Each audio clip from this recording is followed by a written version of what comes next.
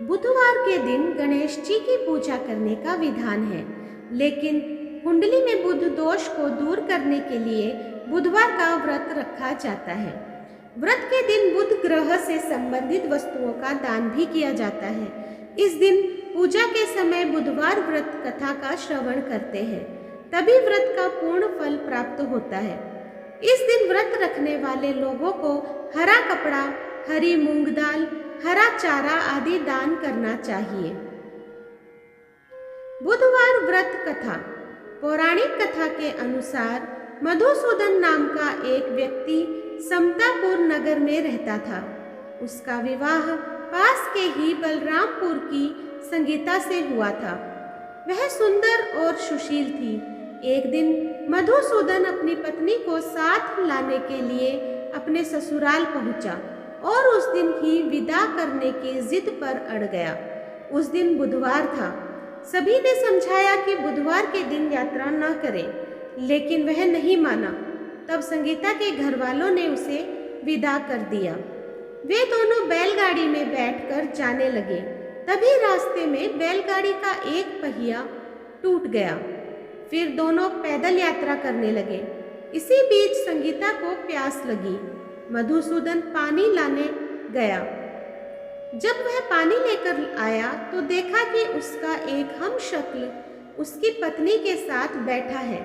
उसने हमशक्ल से पूछा कि वो कौन है। इस पर उसने कहा कि वो तो मधुसूदन है और संगीता उसकी पत्नी है। तब मधुसूदन ने हमशक्ल से कहा कि वह झूठ बोल रहा है, वह पानी लेने गया था। तब हमशक्ल ने कहा कि वह तो पानी लाकर अपनी पत्नी को पिला भी दिया। अब दोनों के बीच संगीता के असली पत्नी होने को लेकर झगड़ा होने लगा। तभी राजा के सिपाही वहां आ गए। उन्होंने संगीता से पूछा कि उसका असली पति कौन है। तब वह जवाब नहीं दे पाई, क्योंकि वो खुद दुविधा में पड़ गई थी। इस पर सिपाहियों ने उसको राजा के दरबार में पेश किया। पूरी बात सुनने के बाद राजा ने दोनों को जेल में डालने का आदेश दिया। तब मधुसूदन घबरा गया और बुधवार को याद कर क्षमा मांगने लगा।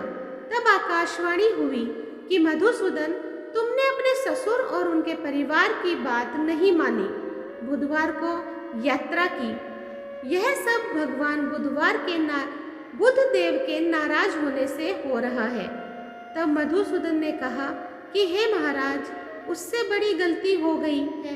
वह कभी भी बुधवार को यात्रा नहीं करेगा, हमेशा बुधवार का व्रत करेगा। क्षमा मांगने पर बुधदेव शांत हो गए और मधुसूदन को क्षमा कर दिया।